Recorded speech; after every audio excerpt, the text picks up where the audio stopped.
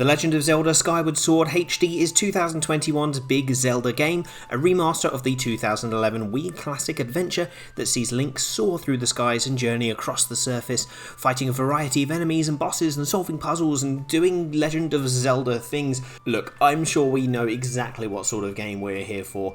It's a fantastic, well-crafted 3D action-adventure game. That's what all of the Legend of Zelda games are. They will often have their own different gimmicks and innovations and such, and for Skyward Sword, that innovation was motion control. And let's be real, we want to know how they work, are they implemented well, and is it possible to make a good workout from them? We'll answer this over the coming motion control review, so settle in and let's fly through this. Please bear in mind there may be minor story spoilers in the footage, and some gratuitous gruise posting. So the dandy thing with setting up the motion controls is that they are the default playstyle in docked mode, so it will already be set up. If you want to swap between control schemes at any point, you can pause and change it through the options menu. It also allows you to set specific things to be motion controlled, like first person view and camera controls. The other thing with motion controls that is oh so important is that on the title screen before playing, you are taught how to reset the gyro using the Y button. This is the most important button in the game, frankly, so remember. So now that, well, you didn't set the controls up, but now that they're set up, let's actually look at how the game uses motion control. So the core concept behind this game is to make Link feel like an extension of yourself. It's to make you really feel like you are playing the game, you are doing the adventure. And so because of that, a lot of the motion control aspects are tied to core concepts in the game, so a lot of actions are done through motion control. Whilst this won't be an exhaustive list of all of the motion controlled aspects, this is going to be enough of a broad sweep to get the general picture. Firstly, the majority of Link's physical actions like attacking, defending, rolling, swimming, throwing, to name but a few, are tied to motion controls. Each has a unique style of action to go with it, using either the left or right Joy-Con or a combination of both. But the majority of actions are initiated using the right Joy-Con. All movement with the sword is performed through this manner, which is used for some interesting puzzle solving. This means attacking, so swinging the sword, and performing moves like your Skyward Strike are performed by swiping vertically, horizontally, or diagonally, or doing a thrust forward. These can be flick of the wrist movements, but the gyro copes well enough with full swipes, which lends towards a workout quite well. There are other right hand Joy-Con movements as well. If you pick up a pot or an item in classic Zelda style, if you have the Joy-Con aimed up, you throw it. If you tip it downwards, you can roll it. And the great thing here is that the actions can use a full range of motion for throws and a proper bowling style roll. So it's really cool to see. The right Joy-Con is also used for aiming with first person view modes and shooting modes as well, like with the slingshot.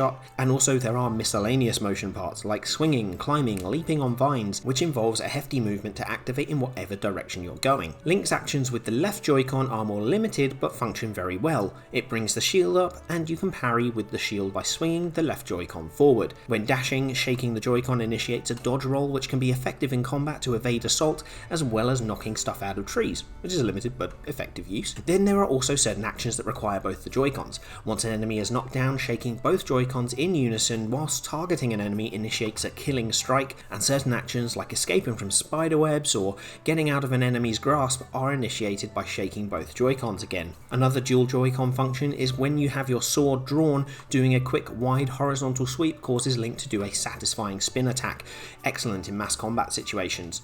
And look, that's just Link's actions, and that is not exhaustive in any way, shape or form. As I said, there are a whole heap of other motion controls in the game, like in the menus. They can all be controlled through motion as well, with a satisfying snap action to make sure that you're going in the right direction. But the other core aspect of the game that uses motion controls is flying, i.e. flying your loft wing or flying the beetle item, for example. These are performed solely with the right Joy-Con again and don't require huge motions.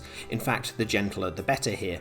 The gyro sensitivity is important to note, as tipping to each side turns the loft wing or beetle, and then descending is done through pointing down. Ascending is performed differently for each one, but more about that later. I feel these examples exemplify very well that the motion control is used for a lot, and it's quite immersive. A basic action in-game being controlled by a similar movement in real life is always going to feel cool, and I feel the game really captures this core idea of you playing as Link, you being Link. I really applaud them for having such an immersive control system, being so creative with it. It has been brought over very well to the Nintendo Switch. And I think at this point you'll agree with me that there is a massive variety that is being controlled by motion, and that's really cool, but honestly, how well does it handle? Best will in the world, intention can be great, but if it's not implemented well, it's gonna suck. Do they actually control well? For a lot of the smaller actions, it's a definite yes. The gyro sensitivity is well made enough that a blunt movement will register properly with marginal error. I can get a shield parry or a rope swing or a dodge roll 100% of the time, and that's perfect. That's exactly what you want. But moving into the territory of precision is where the motion controls become less than perfect. It becomes evident after a lot of gameplay that the motion controls have been brought over very faithfully to the Nintendo Switch from the Wii, but therein lies a bit of a problem. They are still Wii motion controls. They are still clunky a lot of the time, and because of that, precision is tough in a fair few cases. Sword swings are the main culprit here because that is what you'll be using a lot of the time. You see, you need some form of precision in order to get the right swing, and the game has a nasty habit of doing something like registering the swing in a diagonal when it's meant to be horizontal, or vertical when it's meant to be diagonal. Performing the move with patience alleviates some of this, but in a boss fight or against numerous enemies,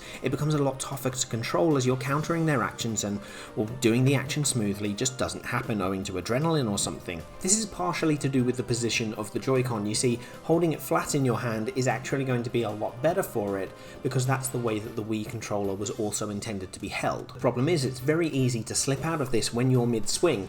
You start holding it diagonally and it can offset the gyro. Even trying to take down a simple enemy that requires a horizontal or a vertical swipe can get a little bit tough because of the gyro sensitivity going off kilter, really. This is also evident with the flying controls. The Loftwing and Beetle move left and right based on you tipping the motion to each side, and the Beetle moves up and down by tipping the controller nose up or down.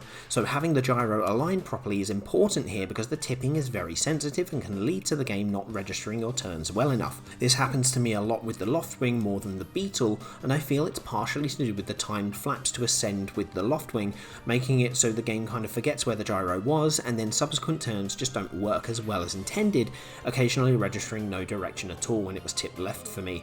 Personal experience aside, resetting the gyro sorted this out and it was fine, but well, this is what I mentioned earlier about the Y button being the most important button in the game. Resetting the gyro just becomes second nature because of how often it gets misaligned. During a play session, you'll find that the Joy-Con just loses where the gyro marker was, and therefore all subsequent movements start going off kilter because it doesn't quite know where it's meant to be registering. So that's why the blunt movements are fine, but the precise ones falter. The Y button truly is the most important button in the game and fixes issues relatively quickly, but it does just add up to a slightly clunky experience. I feel this clunkiness is a symptom of a couple of things. Number one, my own inexperience. I'll admit that I'm not the most experienced with this game, and holding the controller, sometimes I still tip it, and that could be causing some of the issues with the gyro going off. But I feel the main point is that it is a Wii game, and it is translated over from the Wii controller, which only had an accelerometer, to the Switch Joy-Cons, which have gyro controls. Because the accelerometer was based off of the Wii sensor, it had a fixed point, whereas the gyro getting misaligned is because there's nothing to point it at. So therefore, the gyro is more sensitive, which is awesome, but it means that it is easier to get it misaligned, because swinging loses the point. That's kind of rough, but I feel the studio, Tantalus Studio, have done an amazing job bringing it over to the Switch. They've done the best with the tech that they have access to, which is fantastic, and, you know, even though the motion is clunky, it doesn't make it not fun. This is still a fantastically fun game to play. You see, in an area with lots of enemies, the frantic swinging really does feel fun, so even when your attacks don't land all the time, it's still cool. The Joy-Con detecting every movement of the sword essentially telegraphs your attacks to your opponent, so there's a lot of switching and mixing attack patterns which keeps it very varied. There's a surprising element of cool when flying for the first time and controlling certain things with motion, and it's really only in certain areas that the clunky nature of these controls comes out. The majority of the time, as it's a blunt movement, it functions just fine, and it feels great. So as much as I've dogged on the precise parts, the motion feels good about 65% of the time. The issue is it really should be more 75 to 80, if that makes sense. So that's how the motion controls feel and how they handle. So I guess the question now is, can you make a workout out of it? There's a lot of variety, So maybe. I'd say most of these movements can be performed with the flick of a wrist, but also the gyro will allow a full movement, like a full swipe or a bowl. That means that primarily the muscles you'd use are very much upper body focused, so deltoids, biceps, triceps, brachioradialis and your other wrist muscles for your vertical swipes. With the horizontal swipes, you'd get more pectoralis major work going towards the midline, as well as possibly some work from the muscles surrounding the scapula if you're doing horizontal swipes away from the body, so external sword swipes if you will. The throwing motion contains a tricep contraction, and the bowling would also use the pecs and deltoids in a front raise / bowling motion. If you were looking to make a routine out of this, such a variety of movements and quite a lot of muscles used, it sounds like you could make an effective upper body workout.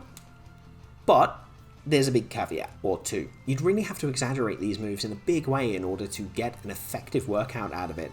And to be honest, because there's no resistance, you'd really be looking at a cardio / endurance way. In order to get that to work as intended, you'd need a stretch of gameplay that has a lot of enemies to fight in quick succession in order to keep your heart rate raised. And from what I found, there isn't a section that qualifies for that. There isn't enough time to constitute a proper workout.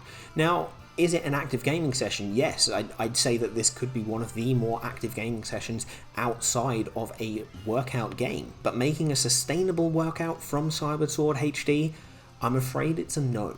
This then gets compounded with a big complaint I have about the game, which I feel I've got to bring up, and I've alluded to it over this video quite well. It's right-hand dominant.